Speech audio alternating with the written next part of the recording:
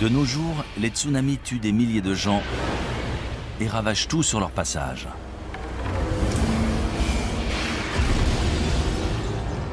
Les séismes détruisent des villes entières. Et les ouragans dévastent le paysage, entraînant des centaines de morts et des milliers de réfugiés dans leur sillage. Il y a toujours eu des catastrophes naturelles sur Terre. Ces catastrophes peuvent-elles réellement effacer toute trace de notre existence, y compris l'art, l'architecture et la technologie? Non seulement c'est possible, mais c'est ce qui se produit inlassablement. D'importantes catastrophes naturelles ont très bien pu détruire d'anciennes civilisations sans en laisser de traces. On pensait avoir évolué naturellement du statut de chasseur-cueilleur vers des sociétés plus complexes, mais ce n'est pas si évident que ça. Récemment, des scientifiques ont trouvé des traces de cultures antiques prospères, des milliers d'années plus anciennes qu'on aurait pu l'imaginer. Que leur est-il arrivé? Comment ont-elles disparu? Et est-ce que cela pourrait se reproduire? Depuis toujours, les éléments imposent leurs lois aux habitants de la Terre. L'humanité est condamnée. Sommes-nous vraiment destinés à disparaître de la surface de la Terre? Notre civilisation va-t-elle, elle aussi, disparaître à jamais?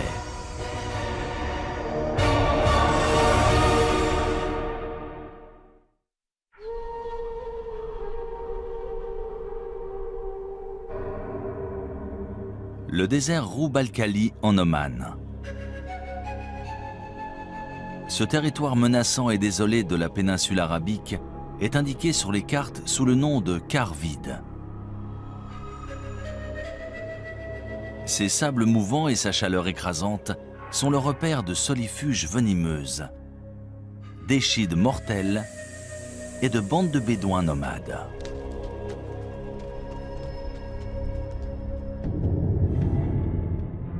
Mais si l'on en croit d'anciennes légendes, cette région était très différente.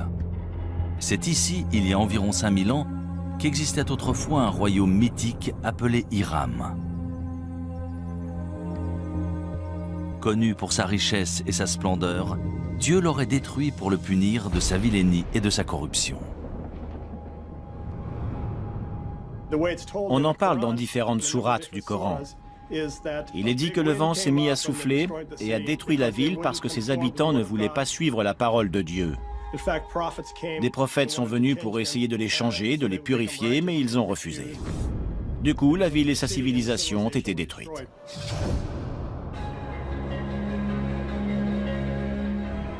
Pendant des siècles, historiens et explorateurs ont cherché des preuves de l'existence d'Hiram. Mais il faudra combiner technologie spatiale et archéologie traditionnelle pour enfin réussir à prouver qu'Hiram est bien plus qu'un mythe. En 1983, Nicholas Clapp, archéologue amateur, adresse une étrange requête à la NASA qui donne lieu à une expédition commune dans la péninsule arabique. Il venait de lire qu'on pouvait utiliser un radar imageur pour cartographier des rivières souterraines en Égypte. Il se demandait si on pouvait s'en servir pour trouver une cité disparue, en connaissant à peu près sa localisation.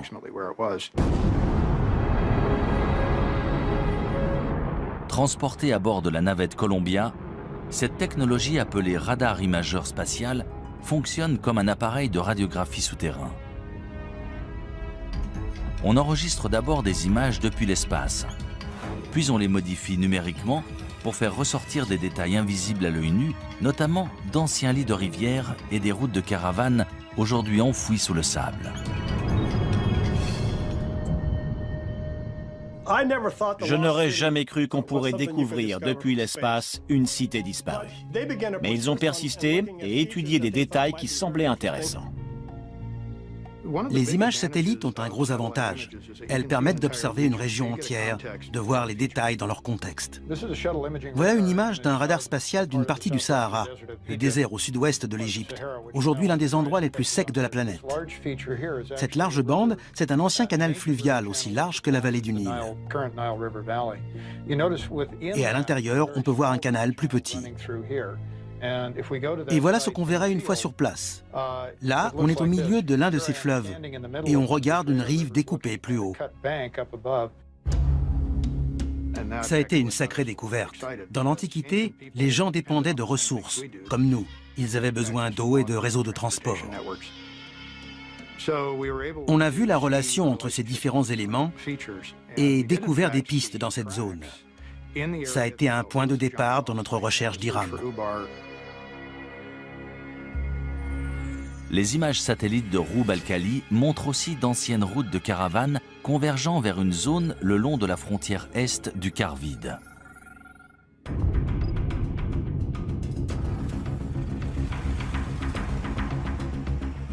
On s'est servi d'un GPS, technologie inconnue du grand public à l'époque, ainsi que du système de navigation de l'hélicoptère.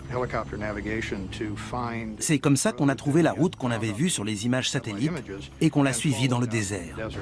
C'était vraiment passionnant. On a décidé d'atterrir dans cette zone, près d'une sorte d'immense colline et d'un puits ou d'une source. Une fois sur place, je n'en revenais pas. Il y avait des bâtiments. Ça correspondait à la première section d'une place antique faite en pierre avec des murs et des bâtiments. Et il y avait des poteries un peu partout. Ensuite, on a identifié un nombre de lieux qui semblaient importants encore aujourd'hui. Et l'un d'eux était en fait le site d'Iram. Des centaines de milliers de caravanes constituées de centaines de milliers de chameaux et d'ânes transportaient des marchandises et des tissus depuis et vers la côte, en passant par ce site antique d'Iram. C'était un comptoir où se rassemblaient les caravanes de chameaux avant de traverser le désert. Il y avait une forteresse qui servait en fait à protéger la réserve en eau. C'est là qu'on contrôlait les caravanes de chameaux. Si elles voulaient traverser cette zone, il fallait payer une taxe. Après des fouilles plus poussées du site, on découvre les vestiges de 8 tours reliées par des murs de 9 mètres. Cela correspond à la description d'Iram dans le Coran, appelée aussi « cité des nobles piliers ». Mais si cette cité légendaire a bien existé, tous les autres détails à son sujet sont-ils vrais? A-t-elle vraiment disparu après avoir été enfouie sous le sable? Selon les scientifiques et géologues, c'est l'érosion d'un aqueduc sous la cité qui aurait entraîné sa disparition.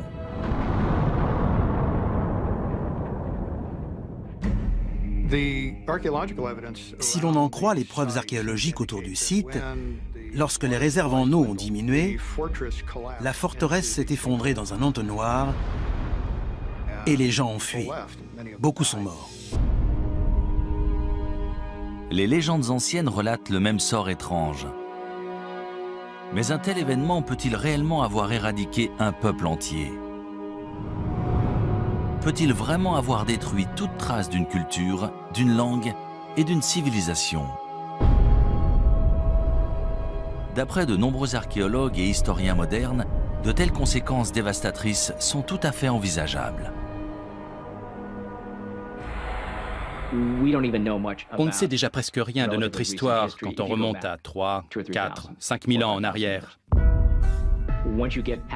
Alors, si l'on remonte avant la dernière glaciation, voire les deux dernières, tout a changé, y compris les civilisations, les organisations et les communautés humaines.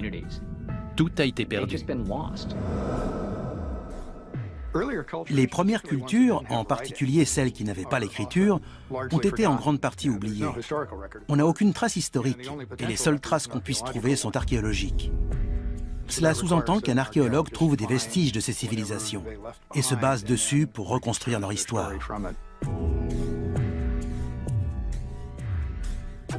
Pendant des décennies, on a supposé que les humains existaient depuis environ 200 000 ans. Et que ce qu'on appelle la civilisation était apparu il y a seulement quelques milliers d'années. Mais de nouvelles découvertes remettent constamment en question ce que nous savons réellement de notre histoire.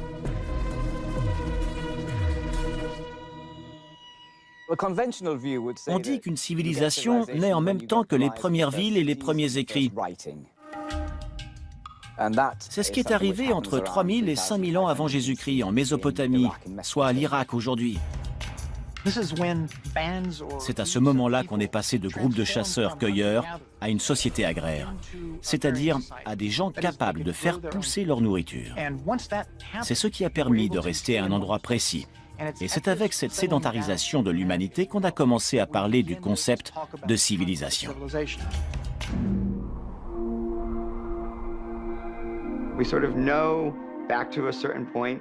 On sait à peu près ce qui s'est passé entre aujourd'hui et il y a 10 000 ans. Grâce aux études évolutionnaires, on sait à peu près quand les hommes sont apparus. Mais la période entre l'apparition des hommes et celle des civilisations qu'on connaît est très vaste.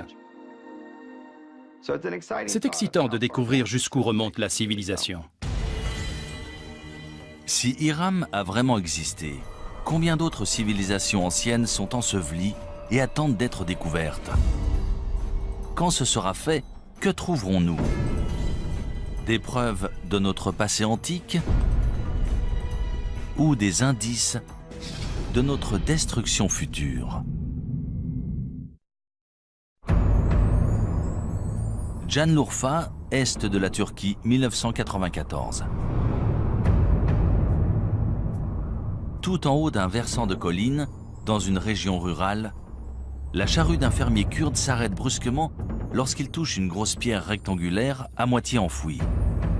Pendant plusieurs jours, il essaye de déterrer cet objet tenace, jusqu'à ce que se produise l'inattendu.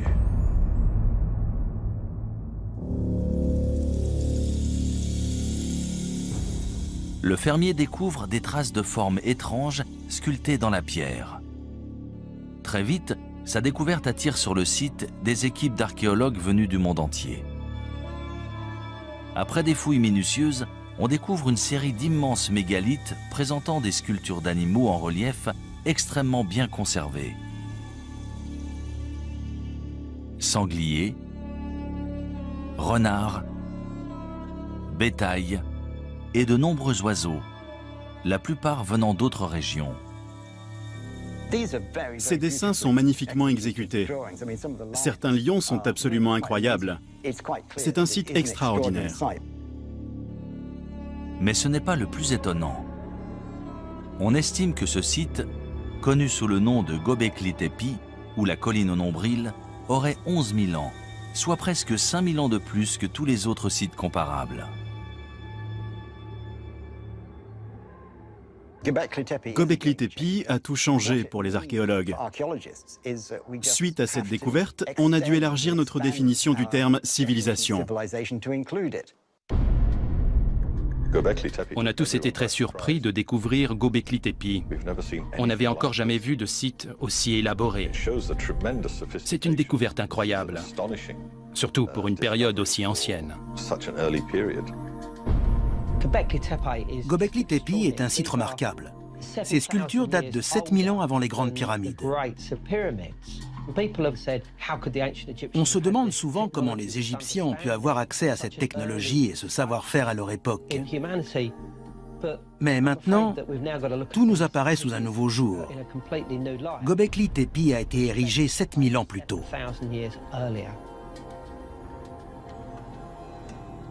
Récemment, l'imagerie radar du site a permis de révéler un gigantesque complexe présentant plus de 20 grandes structures ovales.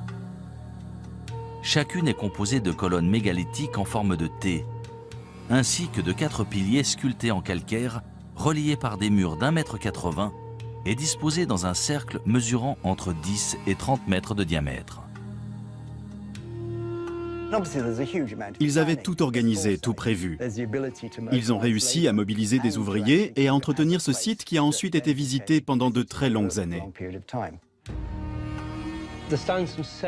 Chaque pierre devait peser entre 15 et 20 tonnes, certaines même entre 40 et 60 tonnes. Quand on pense à l'organisation que ça a dû nécessiter, C'est tout simplement remarquable. De toute évidence, il devait y avoir des centaines, voire des milliers de personnes impliquées dans ce projet. Mais qui a construit Göbekli Tepe? Et à quoi servait cette structure? Göbekli Tepe a tout bouleversé. On pensait avoir évolué naturellement du statut de chasseur-cueilleur vers des sociétés plus complexes, mais ce n'est pas si évident que ça. D'après l'archéologue in situ Klaus Schmidt, il s'agit d'un centre régional majeur. Le site est très impressionnant et sur place, on a l'impression d'avoir le monde à ses pieds. Selon certains archéologues, les tribus nomades du néolithique parcouraient de grandes distances pour atteindre Göbekli Tepe et participer à des fêtes rituelles. Selon d'autres, ces ruines seraient celles d'un temple, voire d'un lieu de sacrifice. Ils devaient se rassembler pour une sorte de cérémonie religieuse. Ces ruines sont forcément un sanctuaire ou un centre religieux. Ce ne sont ni des maisons ni des tombes. On dirait un lieu de cérémonie. Selon de nombreux chercheurs, Göbekli Tepe aurait été utilisé pendant presque 2000 ans. Mais 7000 ans avant Jésus-Christ, les cercles de pierre auraient été enfouis et abandonnés intentionnellement. Pourquoi? Pourquoi enterrer cet incroyable complexe composé d'au moins 20 structures différentes, voire plus? D'après moi, quelque chose a changé et ils ont dû partir. Et le meilleur moyen d'abandonner le site, c'était de tout enfouir. On n'abandonne pas tout comme ça. Ces sites sont si importants, si sacrés que lorsqu'on les quitte, on les recouvre pour les protéger. Et ensuite, on reconstruit par-dessus ou à côté. C'est le cas ici. On a la preuve qu'ils ont recouvert intentionnellement ces temples avant d'en bâtir un autre ailleurs. Ce n'est pas si simple. Il faut remettre ça en contexte.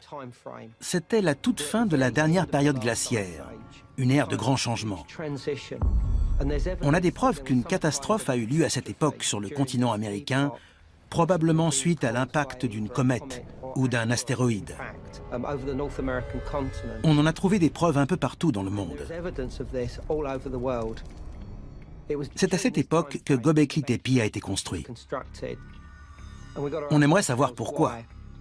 A priori, il s'est passé quelque chose qui les a poussés à le faire. Une catastrophe planétaire suite à l'impact d'une comète ou d'un astéroïde? Est-ce cela qui aurait forcé les habitants de Göbekli Tepe à abandonner ce site?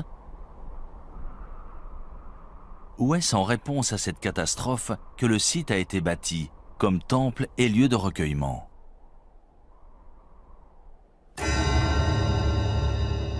Selon certains chercheurs, la réponse se trouve tout près, au mont Ararat. Dans la Bible hébraïque, c'est là que l'arche de Noé aurait échoué une fois les eaux du déluge refluées. En fait, le mont Ararat se trouve à seulement une centaine de kilomètres de Göbekli Tepe. Quand on observe les animaux sculptés à Göbekli Tepe, il est impossible d'expliquer pourquoi certains d'entre eux ont été représentés étant donné qu'on ne les trouve pas dans cette région. Est-ce que certains de ces animaux vivaient dans cette région à l'époque? Et dans ce cas, d'où venaient-ils? Si l'on en croit la mythologie,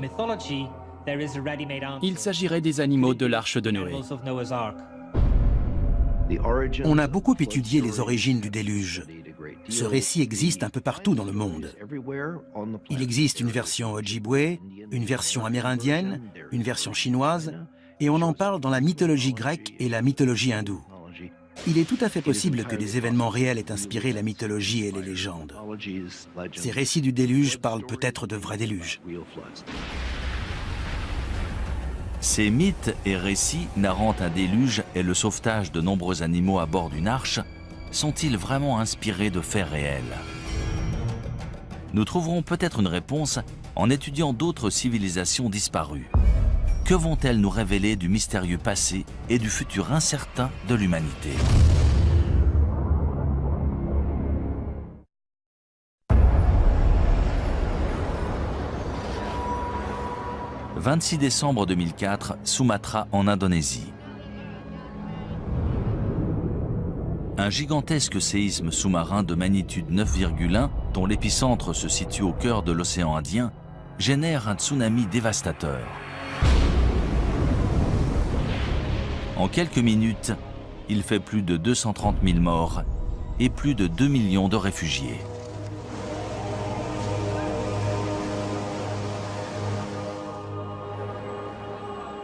Sept ans plus tard, le 11 mars 2011, un séisme de magnitude 9 fait trembler le nord-est du Japon. C'est le plus puissant séisme qu'ait jamais subi l'île. Quelques minutes plus tard, un tsunami de 9 mètres balaye les terres, emportant des villes entières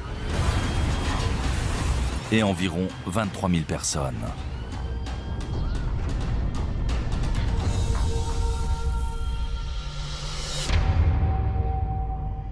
Si des villes modernes conçues en prévision de telles catastrophes peuvent être emportées en quelques minutes, c'est peut-être ce qui est arrivé à de nombreuses civilisations antiques, aujourd'hui disparues. Il y a toujours eu des catastrophes naturelles sur Terre. Tsunamis, séismes, éruptions volcaniques, et cela bien avant qu'il y ait des hommes pour en faire le récit. On sait que les volcans ont fait des ravages parmi les civilisations. Pompéi en est l'exemple parfait. Le Vésuve est entré en éruption et une région entière a été figée dans le temps et détruite. Les cités de Pompéi et Herculanum ont été ensevelies sous les cendres et les pierres volcaniques, mais aussi sous les coulées de lave qui les ont atteintes. Elles ont été préservées, et c'est seulement plus de 1500 ans plus tard qu'on a découvert qu'elles étaient encore là. Malheureusement, face à une catastrophe naturelle de cette ampleur, même une société sophistiquée et à la pointe de la technologie risque soit d'être suspendue et de perdre des décennies de progrès, soit d'être complètement détruite. Héraclion en Crète. En 1894, Sir Arthur Evans, linguiste et archéologue britannique, se rend sur cette île de la mer Égée pour traduire des tablettes en argile récemment découvertes et supposées datées de l'Antiquité grecque. Cependant, ce qu'il découvre surprend les historiens du monde entier. Cette écriture hiéroglyphe n'est pas grecque, mais issue d'une civilisation inconnue datant de 5000 ans avant Jésus-Christ. 3 ans plus tard, Sir Evans mène une expédition et découvre ce qu'on appellera le palais de Knossos.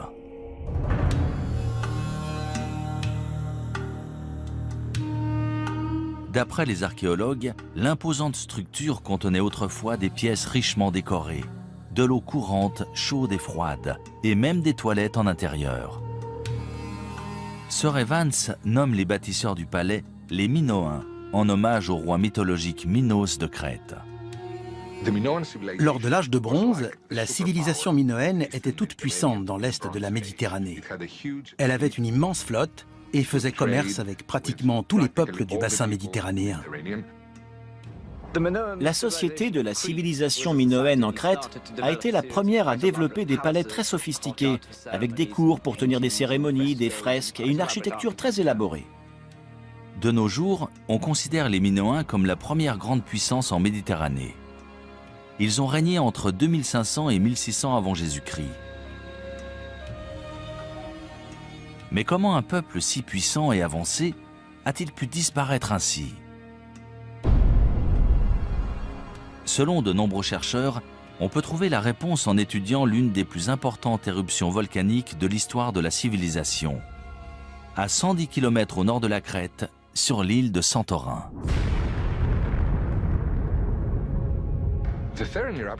L'éruption de Santorin s'est déroulée en 2 ou 3 phases sur plusieurs jours, voire plusieurs semaines.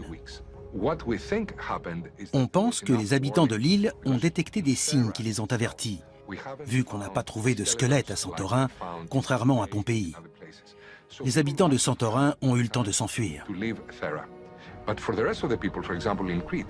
En revanche, les habitants de Crète ne s'attendaient pas à ce que l'éruption ait de telles conséquences chez eux.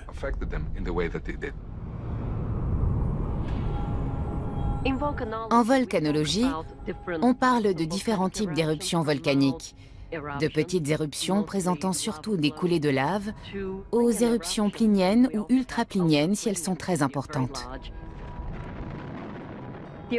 Celle de Santorin était une éruption plinienne, peut-être même ultraplinienne. Elle était très explosive, à tel point qu'elle a détruit une majorité de l'île.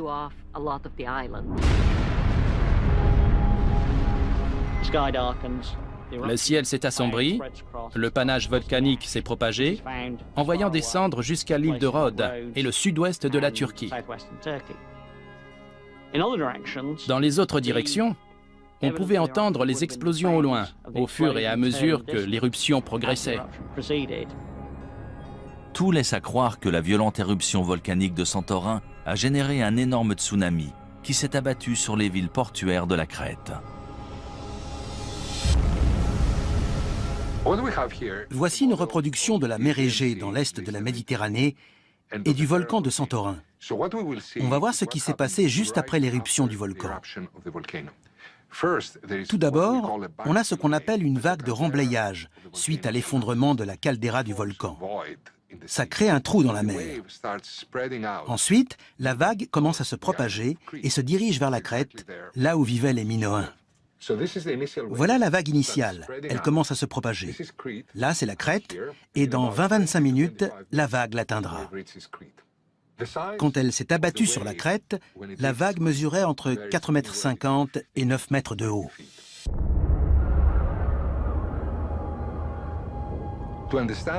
Pour comprendre ce qu'ont vécu les Minoens à l'époque, on peut observer ce qui s'est passé au Japon en mars 2011.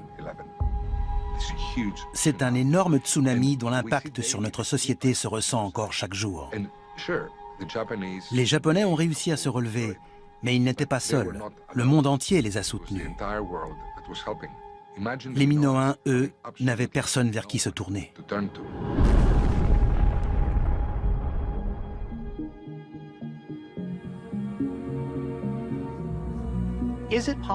Est-il possible qu'une civilisation ait existé, ait été détruite, puis qu'une autre civilisation ait vu le jour au même endroit, ignorant tout de celle qui l'a précédée? C'est une théorie fascinante qui entraîne bien des hypothèses. Du coup, de nombreuses personnes se demandent s'il n'y a pas eu une civilisation sur Terre bien avant toutes celles déjà connues, mais dont on ne saurait absolument rien. Si un volcan actif peut vraiment détruire toute trace d'une civilisation passée, une activité volcanique similaire pourrait-elle représenter la même menace encore aujourd'hui? C'est ce que croient les volcanologues. Ils s'inquiètent qu'une telle catastrophe puisse menacer la côte est des États-Unis. L'île de La Palma, près de Tenerife dans les Canaries, présente une faille. On pense qu'une grande partie de l'île pourrait s'effondrer dans l'océan et, de ce fait, générer un gigantesque tsunami. L'effondrement d'un volcan dans les îles Canaries, le Cumbre Vieja ou La Palma par exemple, pourrait entraîner des dommages sur 20 000 km de côte, de Terre-Neuve jusqu'à la côte est des États-Unis, en passant par les Caraïbes et le nord du Brésil. D'après les simulations, lorsque la vague atteindra la côte est des États-Unis, elle fera 10 à 20 mètres de haut. C'est à peu près la taille de la vague qui s'est abattue sur Sumatra après le séisme de 2004 et de celle qui s'est abattue sur le Japon après le séisme de 2011. Une catastrophe naturelle de type éruption volcanique, séisme ou tsunami, peut-elle réellement détruire toute trace d'une civilisation? Au point de bouleverser l'histoire de l'humanité pour les siècles à venir. La réponse se trouve peut-être dans un ancien cimetière rempli d'or. dans une ville côtière sur la mer Noire.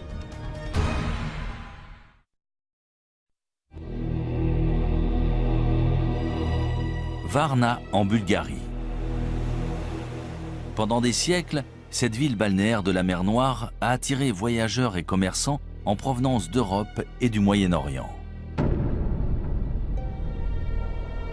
Au IIe siècle avant Jésus-Christ, les Romains ont profité des sources chaudes locales pour construire une immense série de bains publics.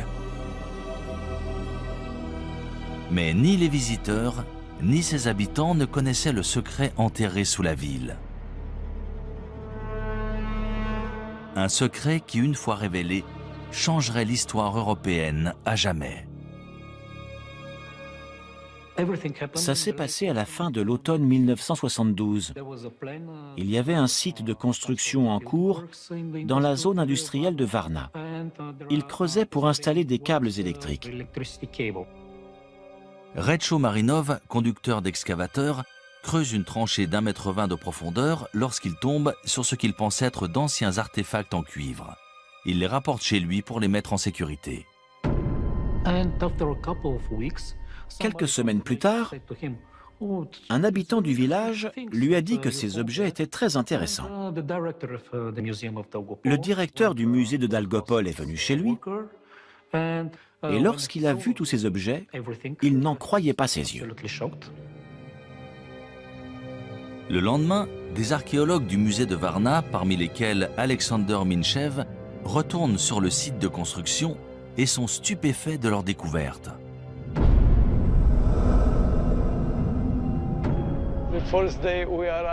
Lorsqu'on est arrivé sur le site, on a vu plusieurs pièces d'or sur la route, écrasées par des semelles de chaussures.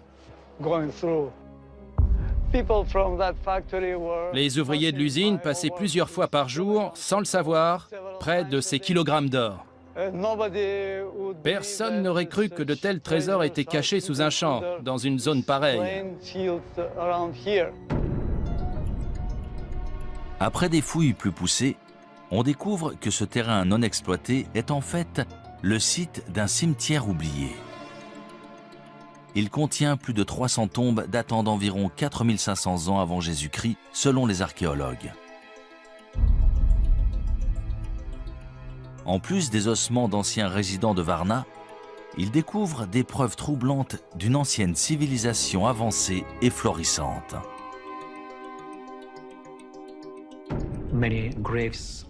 On a trouvé de nombreuses tombes avec des ossements humains.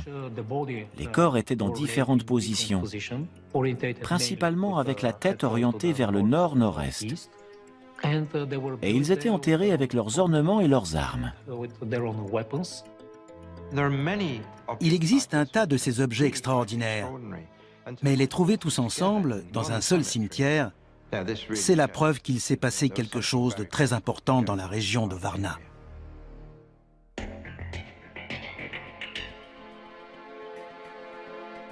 On a trouvé à l'intérieur de ces tombes plus de 15 000 artefacts à la conception élaborée, notamment des haches en cuivre et une grande quantité de bijoux en or et en jade.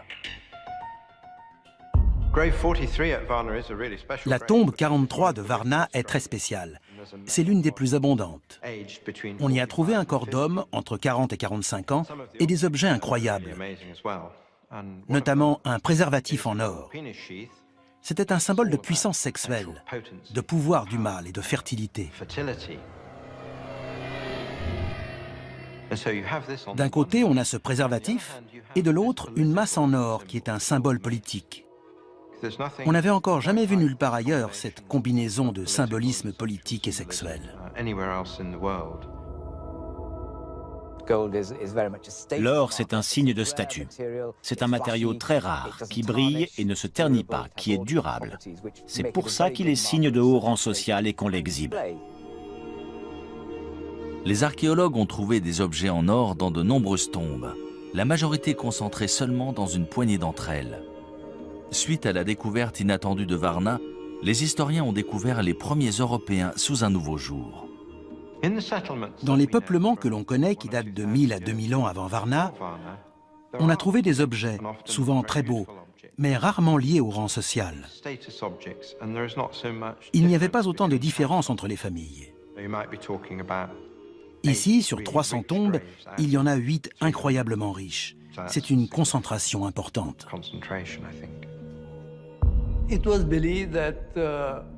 On suppose que pendant l'ère préhistorique, tous les hommes étaient égaux. Ils travaillaient ensemble, partageaient leurs récoltes. Il n'y avait aucune différence, ni d'ordre social, ni autre. Ils étaient sûrement comme nous. Ils aimaient l'or et les bijoux, et ils se servaient d'outils. Ils n'étaient pas différents de nous. Eux, c'est nous. Varna aurait servi de pôle aux commerçants préhistoriques qui transportaient des armes en cuivre vers des régions aussi éloignées que la France et l'Espagne. Presque 1500 ans avant la naissance de pôles de commerce similaires en Mésopotamie. Varna est aussi associé à l'armement, la guerre et les batailles. On a trouvé un grand nombre d'armes dans ces tombes. Haches de guerre, fer de lance, tête de flèche. Puissance et guerre vont toujours de pair. C'est évident. Avant la découverte de Varna, on connaissait des sociétés très complexes dont on sait aujourd'hui qu'elles datent de l'âge de bronze. Stonehenge est l'une de ces sociétés complexes. Mais Varna date d'au moins 3000 ans avant Stonehenge. La civilisation a mis énormément de temps à se développer. On pensait avoir trouvé tous les marqueurs en Égypte, en Mésopotamie et en Crète, mais Varna existait bien avant cela. L'aube de la civilisation européenne a commencé ici, sur ce site. Et pendant des milliers d'années sous ce sol, l'histoire a conservé ses secrets. Je n'arrive pas à imaginer ce qui serait arrivé si on n'avait pas trouvé Varna, si tous ces objets étaient encore sous nos pieds. Pourtant, un mystère subsiste. Comment la population de Varna a-t-elle disparu vers 4100 avant Jésus-Christ? On a la preuve qu'à la fin du 5e millénaire, probablement vers l'an 4200 avant Jésus-Christ, il y a eu un important changement climatique. Le niveau de l'eau a augmenté et les températures sont devenues plus élevées. De ce fait, les conditions agricoles se sont détériorées. Est-ce qu'un changement climatique, sûrement à l'origine de sécheresses et de famines, pourrait avoir causé la disparition de Varna? Récemment, des fouilles archéologiques au Moyen-Orient nous ont fourni de nouvelles informations. D'après de nombreux archéologues et spécialistes, ces découvertes vont nous permettre de résoudre le mystère entourant la disparition de Varna et d'autres cités disparues. Mais d'autres se basent sur des preuves différentes, plus incroyables encore.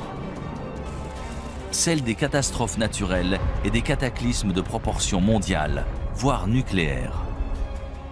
Des preuves qui impliquent que le temps nous est compté.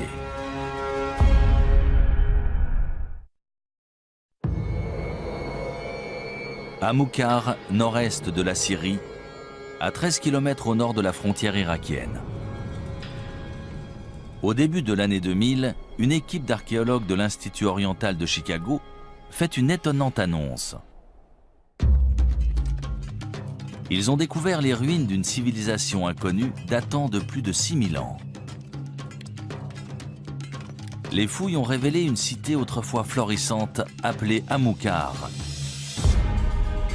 remplie de ce qui semble être des maisons luxueuses, des boutiques prospères et des bâtiments officiels. C'est un site énorme, d'environ 1 km², qui a la capacité d'accueillir entre 10 000 et 20 000 personnes, l'équivalent d'une grande ville. C'était une cité florissante, il devait avoir l'écriture. On n'a pu déterrer qu'une infime partie des bâtiments publics, mais ils étaient entourés d'un vaste mur et de grandes portes. On doit encore mettre à jour certains éléments de cette civilisation toujours enfouie sous un village moderne. Grâce à la découverte d'Amukar, on s'est rendu compte que notre notion d'une cité, c'est-à-dire des divisions du travail avec des lois, un système légal, des structures gouvernementales et une expression artistique, existait peut-être bien avant qu'on ne le croyait. La découverte inattendue d'Amukar a chamboulé ce que les spécialistes avaient établi. Pour eux, la première cité antique était apparue dans le sud de la Mésopotamie, à 650 km à l'est dans l'Irak actuel. Mais si Amukar était bien une vaste cité prospère, pourquoi a-t-elle disparu si soudainement? Vers 3500 avant Jésus-Christ, il y a eu un drame. De toute évidence, ils ont été attaqués. Pendant cette attaque, le peuple d'Amukar a été vaincu. La cité a été détruite et ils n'ont jamais pu reconstruire plus qu'un petit village. La cité ne s'est jamais remise de cette attaque. Une partie de ce peuple du 4e millénaire avant Jésus-Christ a été décimée. Lors du dernier décompte, on avait une douzaine de squelettes. Mais d'après ce que je sais, certains corps n'ont pas été enterrés dans les règles. Qu'une guerre ait détruit ce site, ça me semble plutôt convaincant.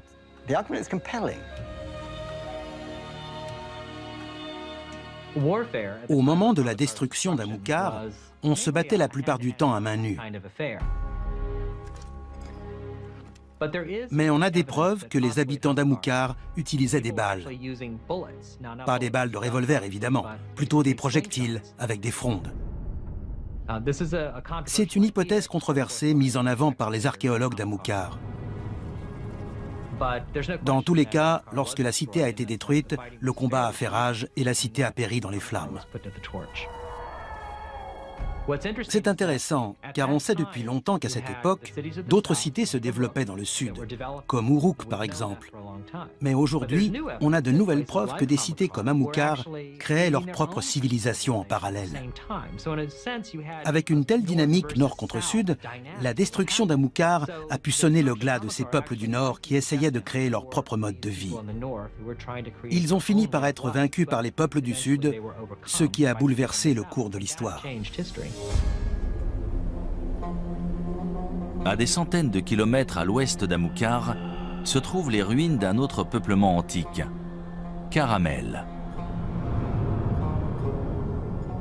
En 2007, des archéologues qui déterraient des tombes anciennes in situ ont découvert les fondements de 5 larges tours en pierre de 4,50 m de diamètre et d'environ 6 mètres de haut chacune. Elles auraient au moins 10 000 ans. Ces ruines sont situées dans le nord de la Syrie, pas très loin de Göbekli Tepe. De toute évidence, il s'agit de la même culture. Nous ignorons pourquoi ce site a été construit. Tout laisse à penser qu'il s'agissait de défense. Il devait sûrement faire face à des prédateurs, animaux ou humains. À quoi servaient ces tours? Est-ce qu'elles faisaient partie d'une forteresse? S'agissait-il de tours de guet ou avaient-elles une autre utilité? Honnêtement, on n'en sait rien. Caramel, dans le nord-ouest de la Syrie, est un site important. C'est la toute première preuve de structure permanente en pierre, datant de 2000 ans avant ce que l'on pensait être la structure permanente la plus ancienne dans la cité de Jéricho. Avec la découverte de Caramel, on a abandonné l'idée que l'évolution depuis le néolithique a été un processus unique. Je peux vous nommer de nombreux autres sites où l'on a trouvé des cultures locales distinctes, chacune très élaborée, mais différentes les unes des autres. Il n'y a pas eu un seul grand développement. Il y en a eu tout un tas, certains plus réussis que d'autres. Pour la plupart des spécialistes, Caramel et Amukar ont été détruites par des armées venues du sud de la Mésopotamie. Dans l'Antiquité, il y avait énormément de conflits. Je ne parle pas de guerre mesquine et irréfléchie. Il s'agissait d'agrandir des cités, de s'approprier plus de territoires et de subordonner plus de villes pour taxer plus de résidents. Ces guerres territoriales sont-elles la seule cause de la destruction de ces grandes cités antiques? Depuis peu, une autre théorie infiniment plus hasardeuse a vu le jour. Caramel et Amilcar ont peut-être été victimes d'une étrange et spontanée explosion nucléaire. En 1972, des scientifiques du Gabon en Afrique découvrent des traces d'un événement nucléaire au cœur d'une mine d'uranium. On sait que les réacteurs nucléaires génèrent des déchets. En mesurant la quantité, on peut dire de quand ils datent. Et c'est comme ça qu'on a découvert qu'ils remontaient à 2 milliards d'années. Il y a un réacteur nucléaire dans le Soleil, à l'origine de toute vie. Mais pourrait-il y en avoir un sur Terre? Après tout, dans les années 50, on se demandait s'il était possible de créer un réacteur nucléaire naturel dans l'écorce ou le noyau terrestre. L'uranium-235 est notre principale source de réacteurs à fission nucléaire. C'est assez commun, plus que l'or. Sur l'échelle des larges éléments qui peuvent se diviser, celui-ci est relativement courant et peut être extrait. Pour créer une réaction nucléaire, il faut surtout 2 choses. Un uranium suffisamment dense et de quoi ralentir les neutrons. Le mieux pour ralentir des neutrons et obtenir une réaction en chaîne, c'est l'eau. Et dans cette zone d'Afrique de l'Ouest, il y avait la parfaite combinaison avec juste ce qu'il faut d'eau et d'uranium suffisamment dense pour obtenir un réacteur nucléaire. Avec un réacteur naturel, on peut engendrer une catastrophe de l'ordre de celle de Tchernobyl, 1 degré de radiation qui pourrait affecter la santé des gens. Si de l'uranium venait à alimenter un réacteur nucléaire naturel, cela engendrerait une fission nucléaire, et c'est ce qu'on veut éviter à tout prix. Dans tous les cas, ça serait sous terre. Ça aurait les mêmes effets qu'un volcan. Donc, ce serait bien une catastrophe naturelle. Selon certains scientifiques, une telle explosion nucléaire aurait balayé toute vie à des centaines, voire des milliers de kilomètres autour du site du dépôt d'uranium. Si cela s'est produit en Afrique de l'Ouest, pourquoi pas ailleurs? Peut-être même à Amilcar. Quand on sait que c'est arrivé à un endroit précis il y a environ 2 milliards d'années, on se dit qu'il y a forcément d'autres endroits, en particulier sous terre, où l'on n'a pas bien cherché. À mon avis, peu de gens croient que ces civilisations ont disparu suite à d'importantes catastrophes naturelles. Combien ont disparu il y a 20 ou 30 000 ans et dont on ignore encore tout?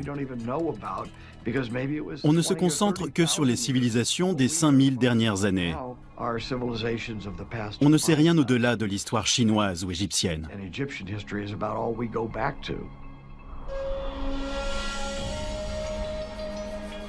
Ces civilisations préhistoriques ont-elles vraiment été anéanties par des explosions naturelles issues des profondeurs de la Terre? Ou est-il possible que ces cités antiques aient été détruites depuis beaucoup plus loin?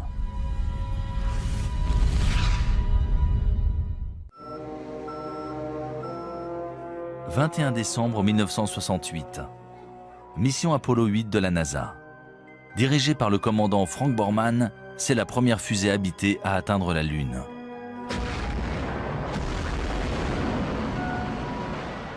Après avoir tourné 10 fois en orbite autour de la Lune, les astronautes capturent parmi les plus belles images de sa surface. Sur ces photographies, on voit la Lune jalonnée de milliers de larges cratères. Certains y voient la preuve qu'elle a été le site d'une activité volcanique virulente. Mais d'après des preuves récentes, ces nombreux cratères seraient le résultat d'un incident plus sérieux. D'énormes impacts d'astéroïdes. Des astéroïdes qui ont peut-être aussi bombardé la Terre.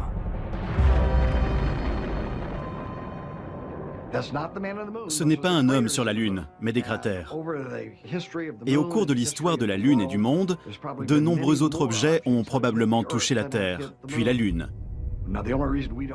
Mais on n'en sait rien.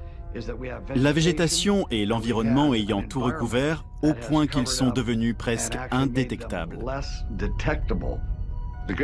La plus grande catastrophe naturelle qui pourrait se produire et tous nous anéantir, ce serait l'impact d'un bolide, une météorite qui tomberait sur Terre. On sait que c'est une météorite qui est à l'origine de la disparition des dinosaures.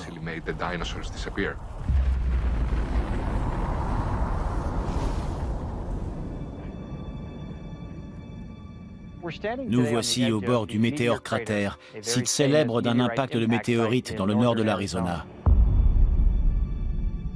Le cratère a été formé il y a 50 000 ans lorsqu'un astéroïde d'environ 45 mètres de diamètre est entré dans l'atmosphère à environ 42 000 km/h. Il a frappé le sol avec une force équivalente à celle de 1000 bombes atomiques.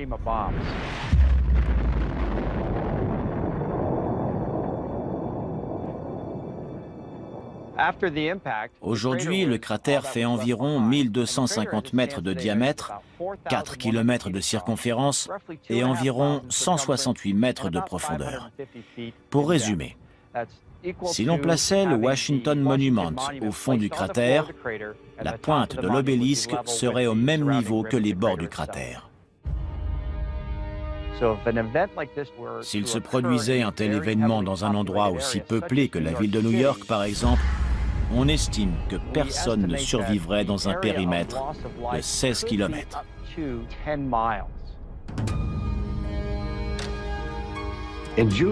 En juin 2002, il s'est produit un événement qui aurait dû tirer la sonnette d'alarme. Un astéroïde de la taille d'un terrain de football est passé entre la Terre et la Lune, à un tiers de la distance qui nous sépare de la Lune. Il a fallu qu'il nous dépasse pour qu'on sache qu'il était là. S'il avait atterri dans le Pacifique, il aurait pu balayer le sud de la Californie avec un tsunami. Un objet d'un incroyable pouvoir destructeur a frôlé la Terre et on ne s'en est rendu compte qu'après son passage. On ne peut pas laisser ce type de menace passer inaperçue à l'avenir. En 2005, la NASA a commencé à suivre les plus gros astéroïdes connus risquant de heurter la Terre. C'est ce qu'on appelle des objets géocroiseurs. Un objet géocroiseur est soit une comète, soit un astéroïde progressant dans l'espace proche de la Terre. Techniquement, c'est un objet qui peut se trouver à 45 millions de kilomètres de l'orbite de la Terre et dont la taille peut varier entre une balle de golf et un pâté de maison, voire plus. Même si de nombreuses météorites de la taille d'une balle de baseball entrent tous les jours dans notre atmosphère, ils se désintègrent dans la haute atmosphère. Seuls les astéroïdes d'au moins 30 mètres de diamètre risquent de frapper la surface de notre planète. Le dernier astéroïde le plus dévastateur a frappé la Terre le 30 juin 1908 au-dessus de la rivière Tunguska, en Sibérie russe.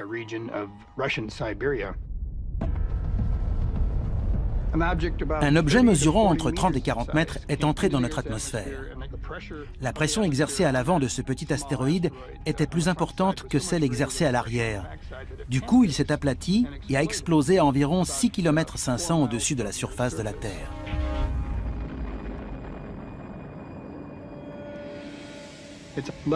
Des arbres sont tombés sur 2000 km². C'est une région inhabitée. Il n'y a donc pas eu de blessés, mais des rennes sont morts, des arbres se sont renversés et il y a eu de nombreux dégâts. On parle d'environ 5 mégatonnes d'énergie, soit 385 fois l'énergie générée par la bombe d'Hiroshima à la fin de la Seconde Guerre mondiale. Même si l'impact d'un météore de la taille d'un terrain de football aurait des conséquences dévastatrices, les scientifiques redoutent surtout des objets encore plus gros. Il y a environ 1000 astéroïdes d'1 ou 2 kilomètres, voire plus, dans l'espace près de la Terre. Un impact de ce type entraînerait des conséquences planétaires. Et ce n'est pas le pire. La poussière et les débris projetés dans l'atmosphère plongeraient la Terre dans le noir. Sans oublier les pluies acides et les tempêtes de feu causées par les débris s'abattant sur notre planète. En plus de la poussière, la suie stopperait la photosynthèse, indispensable aux plantes. Et bien sûr, aux animaux se nourrissant de ces plantes. En cas d'impact d'astéroïdes, le plus problématique seraient les effets secondaires. Lorsqu'on parle d'impact d'astéroïdes ou de météores, on parle d'objets qui pourraient annihiler non seulement des populations d'organismes vivants, mais des civilisations entières, comme ils l'ont fait par le passé. Ces dernières années, l'équipe d'observation des objets géocroiseurs de la NASA a élargi ses recherches pour inclure des objets de plus de 140 mètres de diamètre. L'un d'eux, un astéroïde de 300 mètres de large nommé Apophis, devrait approcher la Terre en 2029. Apophis est très gros. Il a été découvert en 2003 et pendant un temps, on pensait qu'il allait heurter la Terre. Il y avait une chance sur 37 qu'il nous heurte en 2029. Mais grâce à des observations poussées, on a exclu un impact en 2029. Malgré tout, il passera tout près. Il sera visible à l'œil nu depuis l'Europe. Vous devriez voir un astéroïde passer près de la Terre sans la heurter. Même si les scientifiques ont calculé la trajectoire d'Apophis, ils ne peuvent prévoir comment cet énorme astéroïde réagira face à d'autres facteurs, notamment la pesanteur de la Terre. Le plus inquiétant, c'est qu'une fois passé, il repassera 7 ans plus tard. Et l'on ignore si la pesanteur de la Terre aura modifié sa trajectoire. Il pourrait donc revenir pour heurter la Terre. S'il passe à travers un trou de serrure de 600 mètres au moment de son approche en 2029, il repassera et heurtera la Terre en 2036. Il n'est pas assez gros pour détruire notre planète, mais suffisamment pour causer des centaines de milliers, voire des millions de morts, s'il frappe au mauvais endroit. Malheureusement, d'après les scientifiques, il ne s'agit plus d'une hypothèse. Un jour ou l'autre, un énorme astéroïde heurtera la Terre. Lorsque cela se produira, est-ce que toutes les traces de notre civilisation disparaîtront ?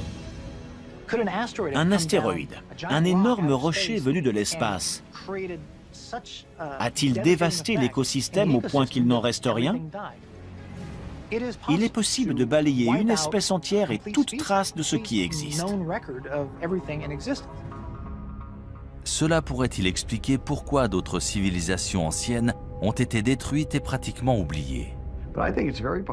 Il est très possible que des civilisations anciennes aient été détruites par des objets géocroiseurs qui nous ont heurtés. Objets qui ont complètement transformé la nature de la planète. Je sais que beaucoup de gens nous prennent pour des fous qui pensent que le ciel va leur tomber sur la tête. Non, le ciel ne va pas nous tomber sur la tête. Mais il y a bien quelque chose là-haut qui se dirige vers nous.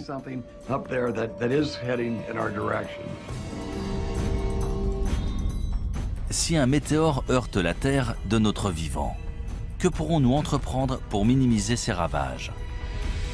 Sommes-nous suffisamment préparés pour ne pas perdre les siècles d'avancées technologiques dont l'humanité peut se vanter ? Ou sommes-nous plus vulnérables que nous ne le pensons ?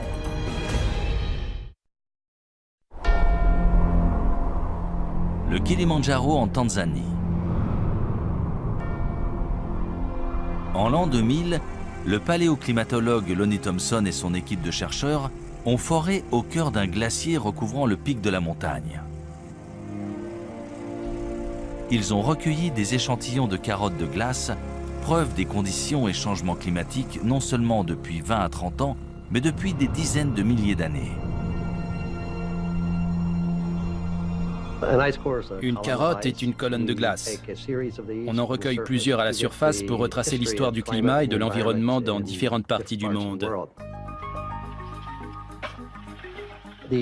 Ces carottes ont des couches bien distinctes et en mesurant l'épaisseur de ces couches, on peut calculer l'évolution des précipitations dans le temps.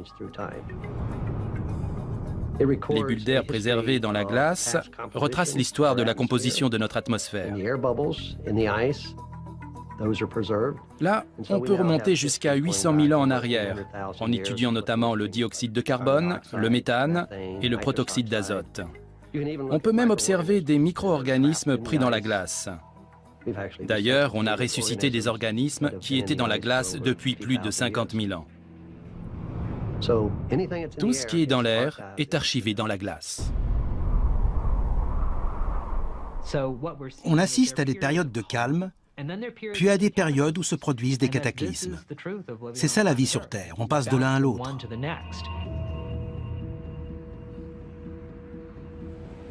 Stockées dans ces immenses congélateurs à l'Université d'État de l'Ohio, voici les carottes de glace que Lonnie Thompson a recueillies dans des glaciers du monde entier. On en a recueilli plus de 7000 mètres. C'est la seule collection tropicale de carottes de glace au monde. Certaines viennent du Kilimandjaro et d'autres de l'archipel François-Joseph à l'extrême nord de la Russie. On a toute une collection provenant de l'Himalaya et du Tibet. La plus ancienne carotte jamais forée dans une région montagneuse vient de l'ouest de la Chine et date d'il y a plus de 750 000 ans. Les carottes de glace sur ce rayonnage proviennent du plateau de Bruce, dans la péninsule antarctique. Elles ont été forées cette année et seront découpées et étudiées dans le laboratoire. D'après une étude récente de ces échantillons, un événement climatique radical s'est produit sur Terre il y a environ 5200 ans.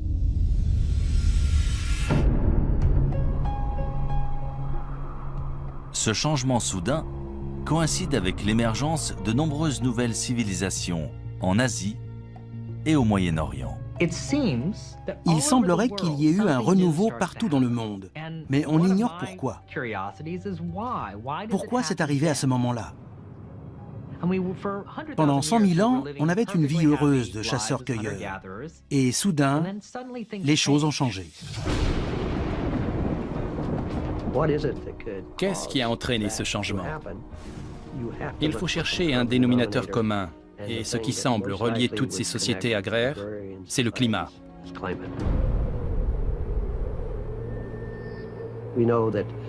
On sait qu'à cette époque, le désert du Sahara s'est asséché.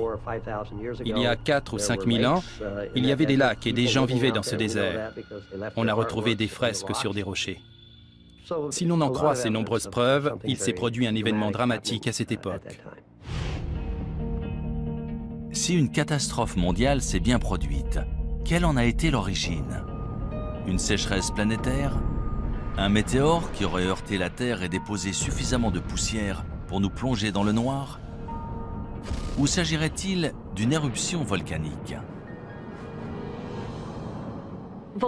Les éruptions volcaniques sont essentielles pour une planète. C'est comme ça qu'elle perd sa chaleur primordiale. Ça fait des milliards d'années qu'il y a des éruptions volcaniques sur Terre. L'existence des hommes ne représente qu'une fraction de ce temps. Il y avait des éruptions volcaniques bien avant eux, et il y en aura bien après eux. Sans elles, la Terre ne serait pas ce qu'elle est aujourd'hui. On compte de nombreux volcans actifs à travers le monde, la plupart trop petits pour détruire la Terre à l'échelle mondiale. C'est sans compter sur un supervolcan. Il y a des volcans qu'on considère comme normaux. Ils rejettent une certaine quantité de lave et d'énergie et génèrent une explosion d'une certaine taille. Si la lave et les gaz d'un volcan sont particulièrement bien enfermés, la pression sera d'autant plus forte et l'explosion d'autant plus massive. Et c'est ce qu'on appelle un supervolcan. Certains volcans génèrent des éruptions très importantes. En général, ce sont les volcans autour de la ceinture de feu, ceux qui présentent des caldeiras, notamment en Nouvelle-Zélande, en Papouasie-Nouvelle-Guinée ou même en Alaska. Les scientifiques ont identifié au moins 7 supervolcans dans le monde. Le plus grand se trouve sous le parc national de Yellowstone dans le Wyoming. Si l'on en croit la géophysique, à Yellowstone et dans certains autres endroits sur Terre, il y a une concentration de chaleur en profondeur, ce qui entraîne une fonte partielle de la roche dans ces régions. Et de ce fait, de temps à autre, cela peut provoquer une gigantesque éruption.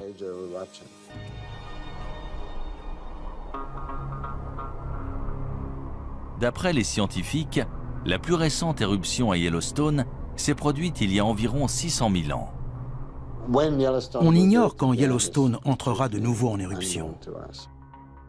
On n'a aucun moyen de le savoir. Quand on prédit le temps ou un événement géologique, il y a toujours une marge d'erreur. On ne peut jamais savoir quand ça va précisément arriver. Yellowstone est un volcan relativement jeune. Il est entré en éruption pour la première fois il y a 2,5 millions d'années. Géologiquement parlant, c'est jeune.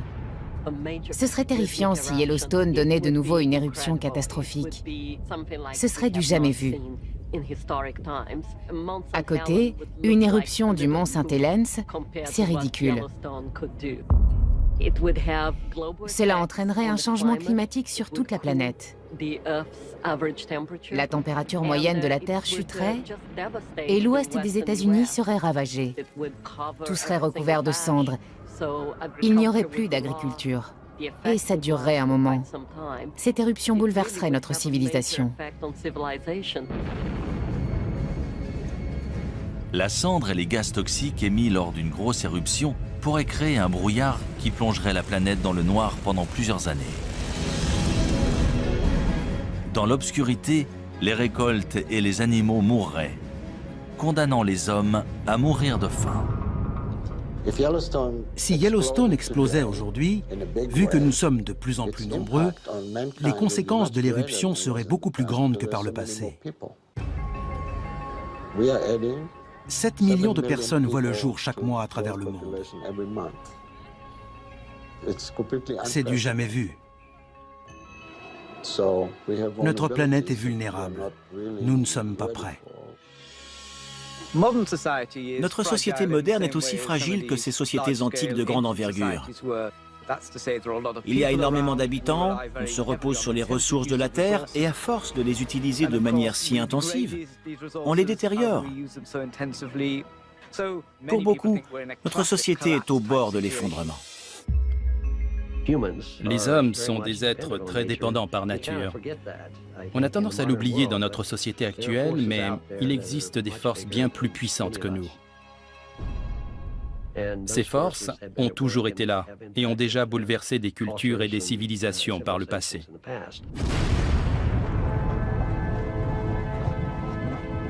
Ce genre de catastrophe planétaire semble tout droit sorti d'un film de science-fiction. Pourtant, de nombreux gouvernements et entreprises se préparent à un tel événement. Malheureusement, une question subsiste. Leur plan fonctionnera-t-il ?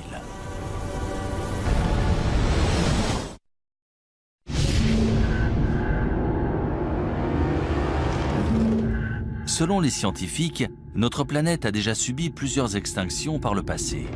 Suite à ces événements, le nombre de plantes et d'animaux s'est vu réduit à quelques spécimens.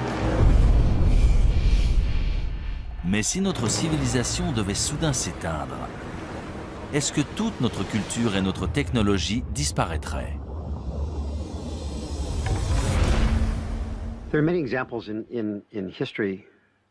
Ce ne serait pas la première fois qu'un peuple perd ses technologies et son savoir-faire. Bien sûr, l'exemple le plus célèbre est celui de la bibliothèque d'Alexandrie en Égypte. Lorsque cette bibliothèque a été détruite au 1er siècle de notre ère, toutes ces incroyables connaissances accumulées dans l'Antiquité ont été perdues. Et il ne s'agissait pas uniquement des connaissances des Égyptiens, tout le monde classique a été touché. Que devient une civilisation si ses connaissances collectives disparaissent ? On ne saura jamais ce que notre civilisation aurait pu être si la bibliothèque d'Alexandrie n'avait pas été détruite. Les Égyptiens avaient un savoir incroyable, en particulier dans le domaine médical, et nous l'avons perdu. Est-ce qu'on en a recouvré ou redécouvert la majorité? Sûrement. Mais notre société serait-elle encore plus avancée si nous n'avions pas perdu ces connaissances, si nous n'avions pas dû attendre de les redécouvrir? Bien sûr, il est possible que certaines idées et connaissances de ces sociétés antiques aient été perdues pour toujours. On ne le saura jamais vu qu'on n'a aucun moyen d'en être sûr. Contrairement à l'Antiquité où bon nombre d'informations étaient gravées dans la pierre, aujourd'hui, on enregistre nos données et nos archives dans des puces mémoire en silicone. Si elles venaient à disparaître, dans des dizaines de milliers d'années, les gens auraient bien du mal à reconstruire nos vies et à se faire une idée de la façon dont on vivait. Paradoxalement, l'art rupestre préhistorique a probablement plus de chances de survivre que notre technologie moderne. Hutchinson, Kansas. À 200 mètres sous la ville se trouve un immense centre de stockage, aussi long que 35 terrains de football. En 1959, on a ouvert à l'intérieur d'une mine de sel la chambre souterraine d'Hutchinson pour protéger d'importants documents et biens du gouvernement pendant la guerre froide. Aussi appelée stockage éternel, c'est probablement la plus grande capsule témoin du monde. Une cave ou un sous-sol n'est pas toujours le meilleur endroit pour conserver des objets de valeur, mais il y a des avantages. La température est stable et les réactions chimiques responsables de la dégradation des objets dépendent justement des changements de température. L'humidité joue aussi un rôle important. Un degré d'humidité stable, ni trop élevé ni trop bas, c'est idéal pour la conservation.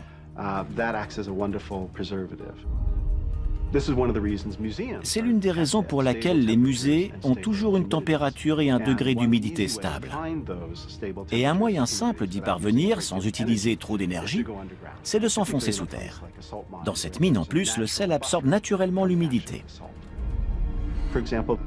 Prenons le cuir qui a servi à rédiger les manuscrits de la mer Morte. Il a été lavé dans cette mer salée et le sel a agi comme un conservateur naturel, empêchant les microbes d'abîmer le cuir. C'est pour ça qu'ils sont encore en si bon état aujourd'hui. Parmi les objets précieux et rares stockés ici, les copies originales de nombreux films et programmes télé populaires, ainsi que des photographies et documents historiques importants. Grâce à une température constante de 20 degrés Celsius, cette chambre souterraine offre des conditions de préservation presque parfaites. Quelle que soit la civilisation, y compris la nôtre, quand on veut conserver un objet, il faut le mettre dans une chambre forte ou une grotte pour qu'il ne soit pas exposé aux éléments. Il existe dans tout le sud de l'Europe des grottes abritant des dessins et peintures extrêmement bien conservés. La plus ancienne et élaborée de toutes a été découverte en 1994 dans la vallée de l'Ardèche en France. D'après les scientifiques, les œuvres à l'intérieur de la grotte Chauvet datent de 30 000 ans avant Jésus-Christ. C'est l'une des plus belles grottes ornées de la période glaciaire. C'est impressionnant. On n'en avait encore jamais vu de cette taille dans cette région. Elle est d'une incroyable richesse. Il y a environ 400 peintures et gravures d'animaux, de magnifiques représentations de chevaux, de rhinocéros, d'ours, une grande variété d'images.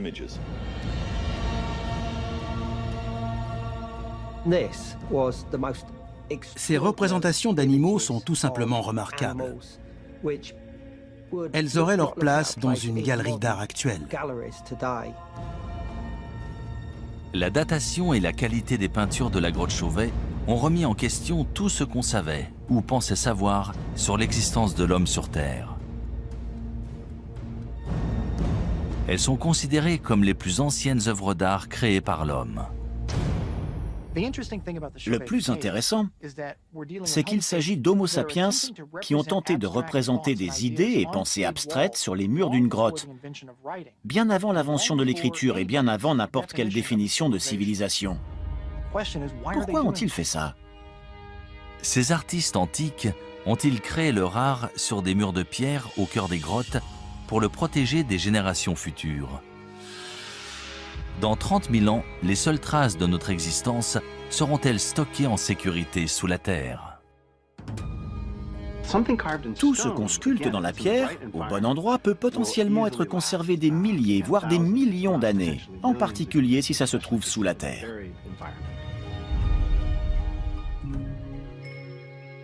C'est sur une île norvégienne isolée, à 1300 km au sud du pôle Nord et à presque 125 mètres au cœur d'une montagne de grès, que se trouve la réserve mondiale de semences du Svalbard. Il s'agit d'une mesure de protection en cas de perte accidentelle de la grande variété de plantes et de récoltes alimentaires sur Terre. Plus de 20 millions de graines sont stockées ici. Les graines sont stockées dans une mine de charbon abandonnée, transformée en une réserve stabilisée. Certaines graines peuvent survivre très longtemps, d'autres ont besoin d'être plantées, de pousser et d'être de nouveau récoltées. Ce n'est pas un environnement statique. Ici, les graines sont constamment renouvelées et échangées contre des graines issues d'autres réserves dans le monde. Cette réserve de graines a été conçue spécialement au cas où notre civilisation serait détruite.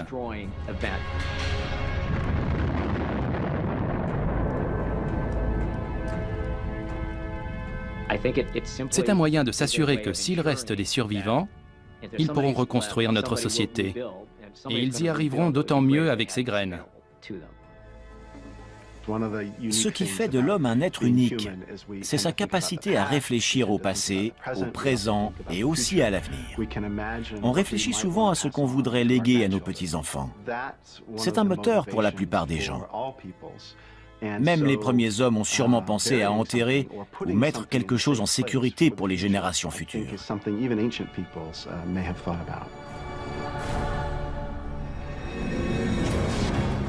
Si des civilisations anciennes ont délibérément conservé des preuves de leurs connaissances et technologies avancées dans des grottes ou structures souterraines, ces trésors cachés pourront-ils nous aider à savoir qui nous sommes et d'où nous venons? Et surtout, quel pourcentage de notre civilisation survivra dans le futur? Pouvons-nous réellement disparaître de la planète sans laisser de traces?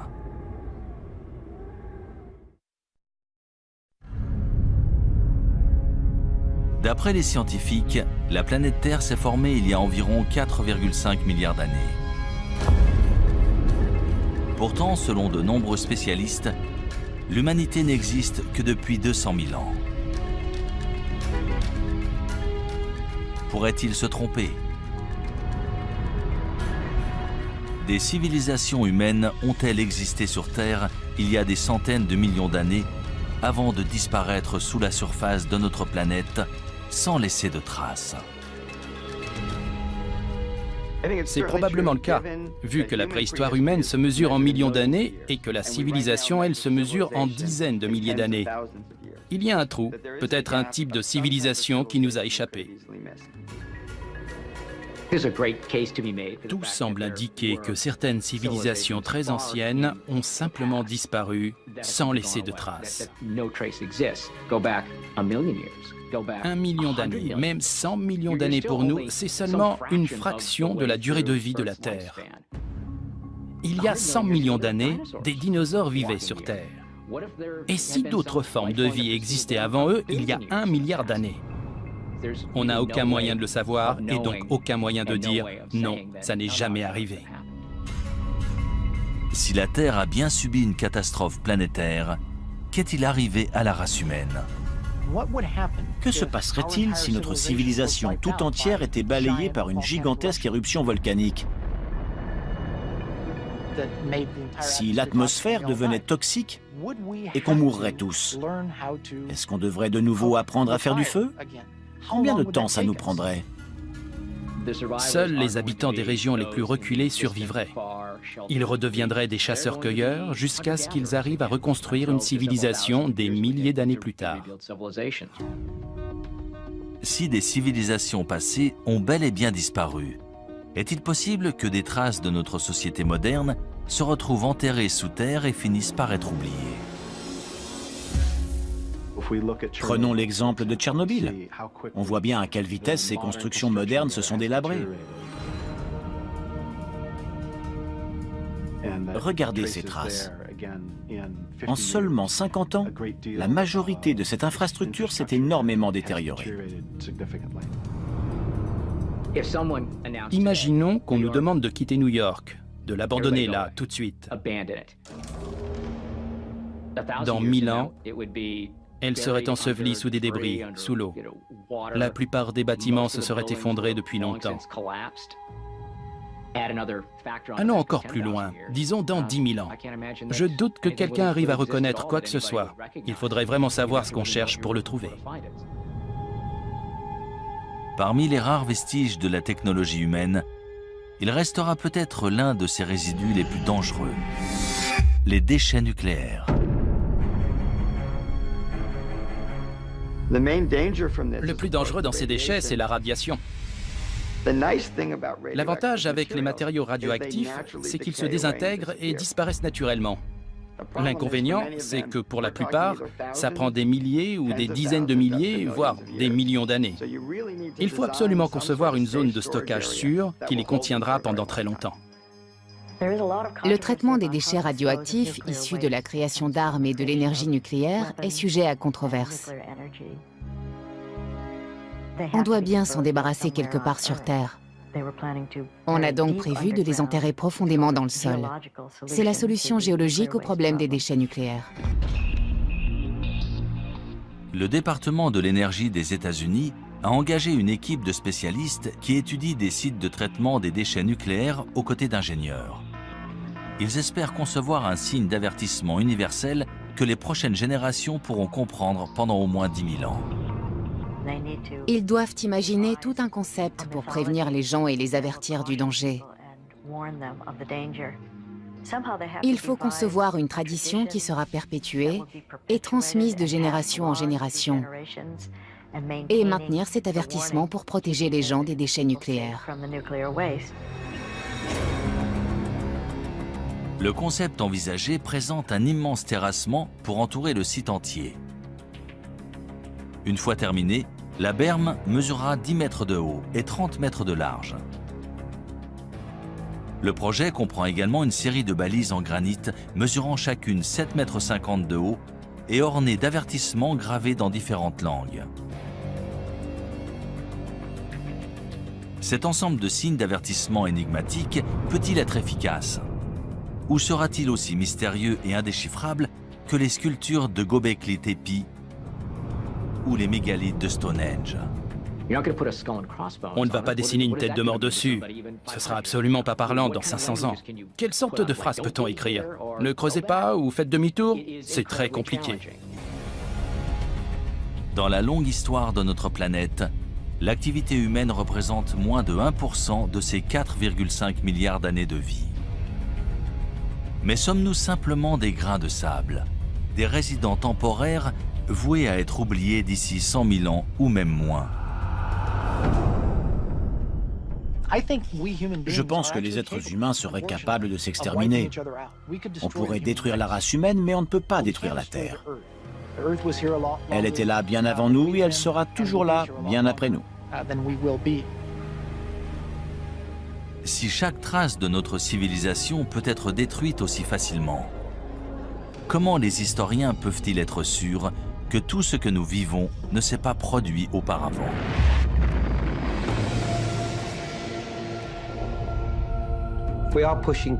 Plus ça va, plus on remonte loin dans l'histoire.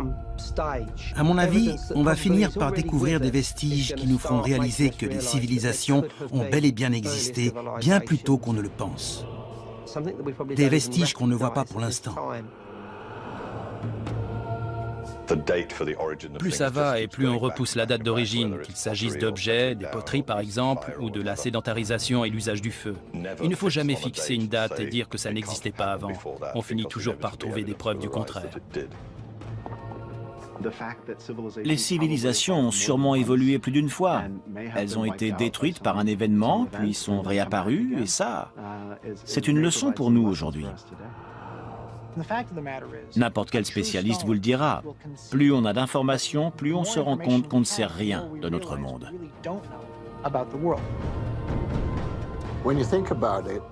Quand on y pense, les traces écrites qu'on a de ce passé lointain sont si infimes qu'en fait, on ne sait presque rien.